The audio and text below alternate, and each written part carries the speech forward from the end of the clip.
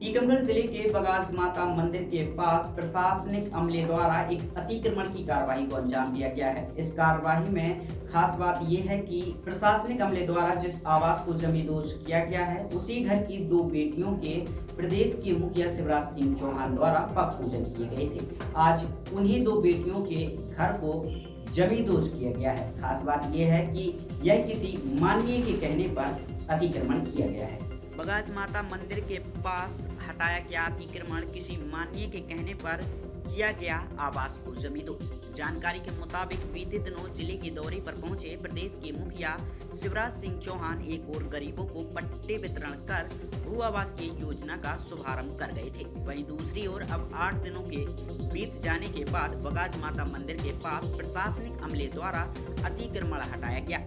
हटाए गए अतिक्रमण की कार्यवाही में खास बात यह है कि इस कार्यवाही में जिस घर को जमींदोज किया गया है, बीते दिनों बगास माता मंदिर पहुंची सीएम द्वारा उसी घर की दो बेटियों का पैर पूजन भी किया गया था।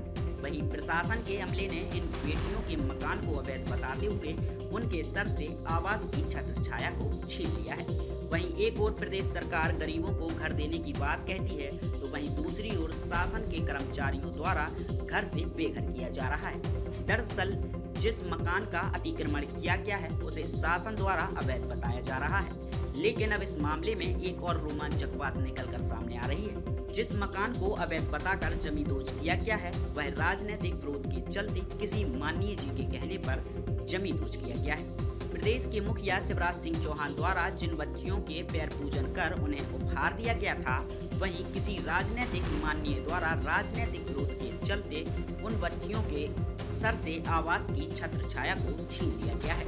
आखिर कौन है ये माननीय जिनके कहने पर प्रशासनिक अमले द्वारा अतिक्रमण की कार्यवाही कर घर को जमींदोज किया गया है। टीकमगढ़ का रहने वाला हूँ। चूँकि बगास माता मंदिर से मेरी आस्था है, इसलिए मैं प्रतिदिन यहाँ पे आता हूँ।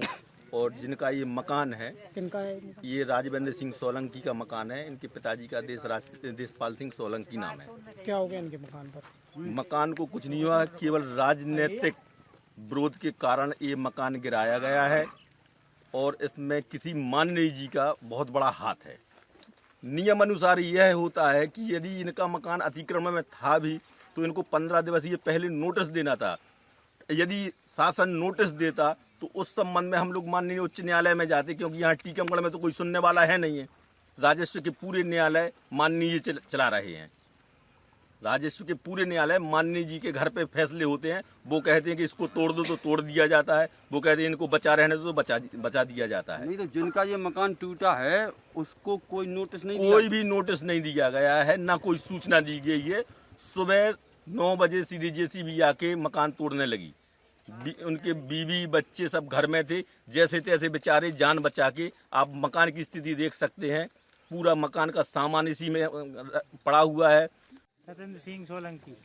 ये मकान किसका है? जो ये चाचा के लड़का का था। क्या नाम उनका? राघवेंद्र सिंह सोलंकी। तो आपको इसकी तोड़ने की सूचना दी गई? जी सर, कोई सर सूचना नहीं दी गई। और कोई नोटिस दिया गया? ना कोई नोटिस नहीं दिया। और ये मकान अतिक्रमण में था क्या? नहीं सर, अतिक्रमण पटेती में सर रजिस्ट्री जमीन खरीदी हुई जमीन है। अच्छा। हाँ। और इसका सामान निकालने दिया गया? कुछ नहीं निकालने दिया श्रीमान जी ने, सामान निकालने दिया। अब तो अचानक आए और सीधी जीसीबी चढ़ा दी। हम लोग तो अंदर थे, भाई साहब अंदर थे, उन्हें मालूम चला तो कि जो कहा हो रहा। जब बाहर निकले तो उन्हें पकड़ के गाड़ी में बैठा लाओ, अब मारपीट कर और ले भी गए। अच्छा, तो अभी आपके भाई साहब कहाँ हैं? भाई साहब को सब पुलिस पकड़ के ले गई और अभी ले गई। बच्चा तो छोड़ गई और जो हमारे चाचा की लड़का है 2 जने उन्हें भी ले गई।